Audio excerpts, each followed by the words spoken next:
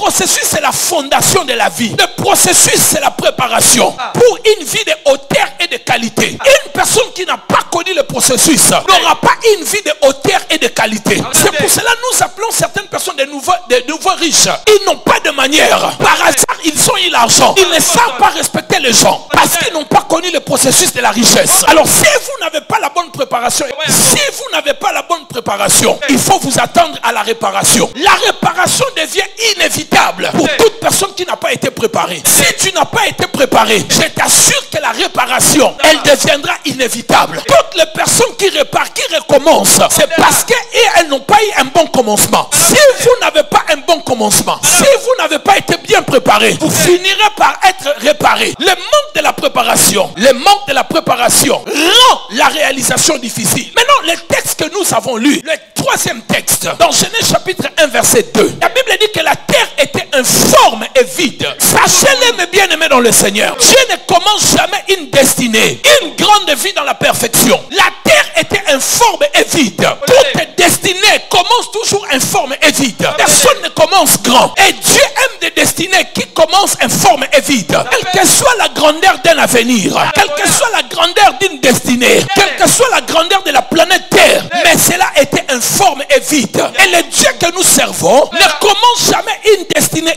une vie qui a déjà la forme. Si ta vie n'a pas de forme aujourd'hui, si ta vie est vide aujourd'hui, je peux t'annoncer une bonne nouvelle. La terre au commencement était informe et vide. Mais cela n'a pas empêché Dieu de travailler. Dieu a travaillé pour donner à la terre la forme, pour remplir la terre. Il fera la même chose dans cette vie que je vois devant moi. Une vie qui n'a pas de forme, une vie qui a la maladie. Je prophétise et je déclare, l'Éternel Dieu te donnera la forme. Il remplira ta vie de choses qui manquent. Il te donnera la forme dans ta destinée. Il te fera passer dans le processus et tu finiras par devenir grand. Je suis un témoin devant vous. Je n'ai rien hérité ni de mon père ni de ma mère. Ma vie était informe et vide. Cela n'a pas empêché l'Éternel Dieu de travailler. Je prophétise pour quelqu'un ici. Dans les 3 années qui arrivent, ta vie prendra une forme. Je dis que ta vie prendra une forme. Tu es dans le processus de Dieu, dans le processus de la construction, dans le processus de la grandeur, dans le processus de devenir grand. Si tu crois, dis Amen 5 fois commande. Je te prêche la foi. C'est par cette foi que ma vie a pris la forme. Quelqu'un me dit Amen bien. Vous devez comprendre, Dieu commence toujours dans le néant, dans le désordre. Et à partir du désordre, à partir du néant, il commence à donner la forme. Il commence à faire passer dans le processus. Il commence à te donner une petite forme. Jusqu'à ce que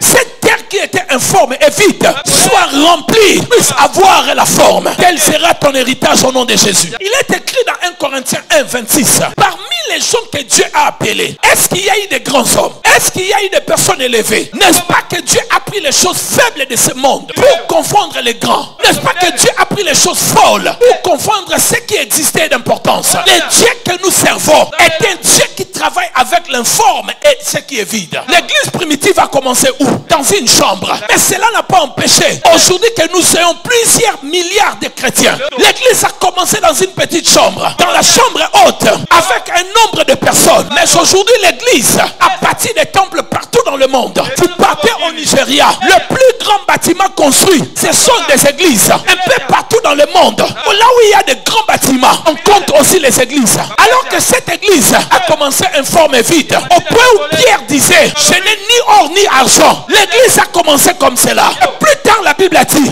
dans cette église-là, il n'y avait aucun indigent. La manière dont tu commences, cela ne dérange pas Dieu. Tu peux être informe, tu peux être vide. Dieu n'a pas encore parlé. Si Dieu n'a pas encore parlé, la vie peut être informe et vide. C'était informe et vide parce que Dieu n'avait pas parlé. Et quand Dieu a parlé, la terre qui était informe et vide, ça a pris la forme. Je parle aussi sur ta vie. Là où il y a le vide, que Dieu les remplisse. Là où il y a l'informe, que Dieu donne la forme. Je parle comme un oint de l'Éternel. Quand je me tiens ici, même si Dieu n'a pas parlé, sur base de l'onction qui est sur moi, c'est que je déclare, les anges vont le réaliser. Je déclare que ta vie sera remplie. Je dis que ta vie sera remplie. Je dis que ta vie prendra une forme. Je dis et je prophétise, tu ne mourras pas de cette situation. Tu ne mourras pas dans la honte. Tu ne mourras pas malheureux. Dieu va t'honorer avant la fin de ta vie. Dieu donnera la forme à ta vie. Dieu donnera la forme à ta vie. Je te parle comme un oint de l'Éternel. Ce message que je prêche ce matin est un message prophétique. Je dis que ta destinée va changer. Je dis que Dieu te fera asseoir avec des grands. Si